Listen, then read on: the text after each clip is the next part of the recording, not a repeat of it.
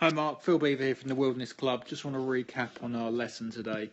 So we're getting there nicely. I'm starting to see some more power, which is great. The takeaway is a lot better. The hands aren't going outside the line as we take the club back there. We can see there. I quite like that. It's pretty good.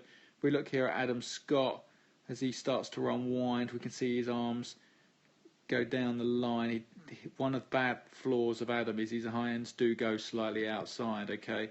But I just want to show you his swing, because when we get to the top, so here, this is where you say sort of 9 o'clock is your feeling. His left arm's not going to ride up. His left arm's going to keep sort of going this way across his chest to the top. So you can see there, one, he's getting a nice stretch to the top there. I mean, face on, really, really powerful there. Great turn. If we look at yours here, Mark, for me, now that left arm just goes straight up. I mean, it just rides up your chest.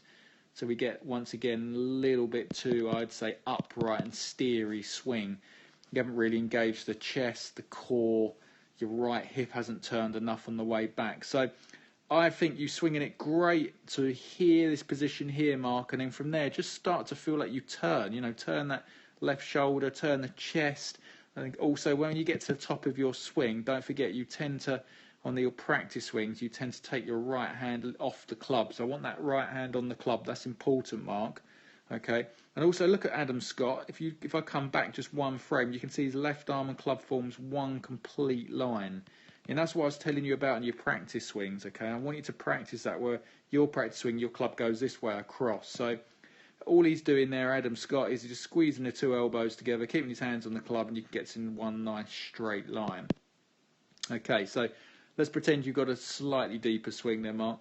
But because the swing is a little too upright for me, as you start down, the shaft just comes a fraction steep for me. And then what happens is now you've got to recover. So if the shaft is at this sort of angle now, okay, if I draw a line there, and then we come down, you can see it's shallowing, which is fine, but it's going to have to keep shallowing. So it's getting shallower and shallower until you hit this frame, which I call dead zone. Anything that drops behind the hands is game over. If we look at Scotty, as he starts to come down, as he unwinds, you're going to see there, really good shaft lean, great there, but that club, can you see there, it pulls back in line with his hands. Now yours is fractional, Mark, but it makes a massive difference, okay? Massive, massive difference. The second thing to look with Adam when he comes into impact is look how open he is. Look at that left leg. I know he's wearing black, but we can see his left leg, his chest is definitely turned. And if you look at the face-on swing with him, keep an eye on his here, this little Uniglow logo on his chest.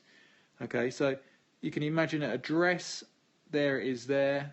Okay, so if we draw a little line on that there, but if you have a look at impact, you can see there it's definitely open, doesn't it? It's definitely left of that line. So, you know, I'm trying to get you, Mark, as well, just to open up that tad more. But it's a lot easier to open up, Mark, when the club is more behind you. So let's get the backswing a little bit longer. Let's get the backswing a little bit deeper. That gives us a little bit more time on the way down. And let's start turning, not shifting, turning. And that way you can hold the lag and give it a rip. Yes, I haven't given you the next part of the swing, which is we're going to change your release pattern slightly. But otherwise, I think it's going in the right direction. So hit some balls off the grass as well, Mark. That's good for you, rather than mats, because you can hold the lag a bit more.